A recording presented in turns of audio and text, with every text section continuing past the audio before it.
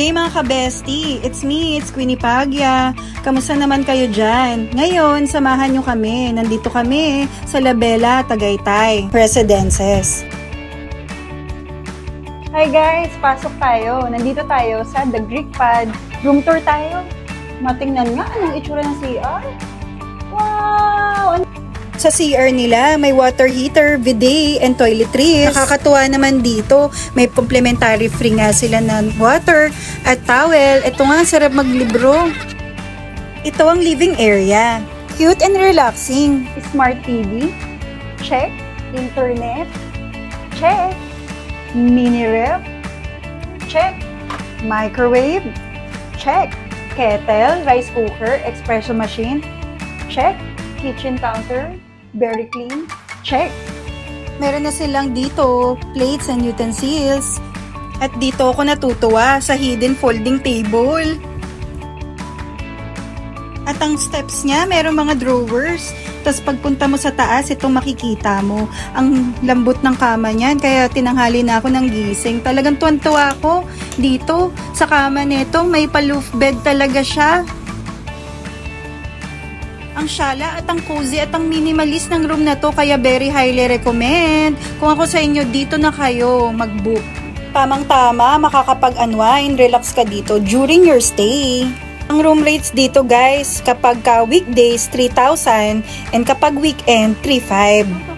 At abangan nyo ang mga promo rate nila.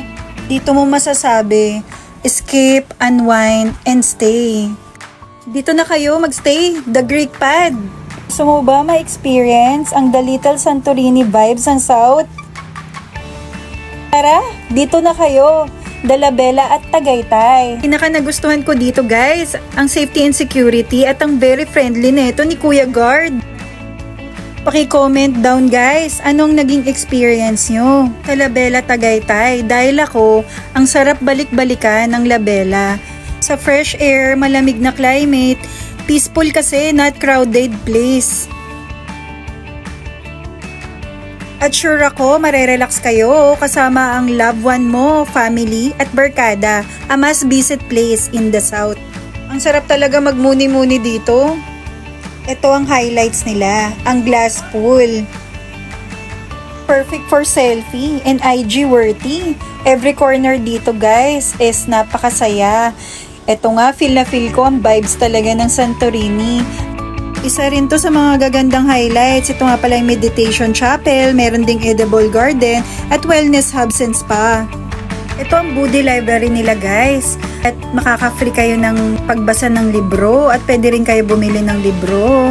At ang shala dito, meron palang pa second floor sa taas. Ang sarap dito kumain at talagang mag-unwind. Very unwinding dito guys. Ang daming mga puno. Very nature trip talaga dito. At pet friendly dito guys ha.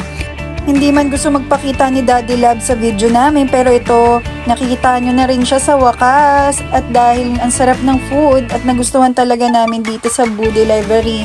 Ang saya at na-enjoy talaga namin. Thumbs up, 10-10. Ang sarap nga pala nung cold brew nila, pati mango shake. Tapos sabayan mo pa netong tapa. Dalawa nga in order namin. Ito Buddhi and Body Shop nga. Ang saya, babalikan. Ito yung sa main nila na hindi ko nakita. Sana dun kami kumain. At ito rin si Kuya. Siya yung taong natutulog dito sa Labella. At ito ang hotel ng Labella Boutique. Ito naman yung garden sa Labella. At pwede mo dito dalhin yung mga kids mo. At sure ako mag-i-enjoy sila. Para siyang park dito sa Labella. Na kung saan makikita mo ito si SpongeBob at si Minion. Ang cute. Thank you for watching and thumbs up. See you on my next vlog.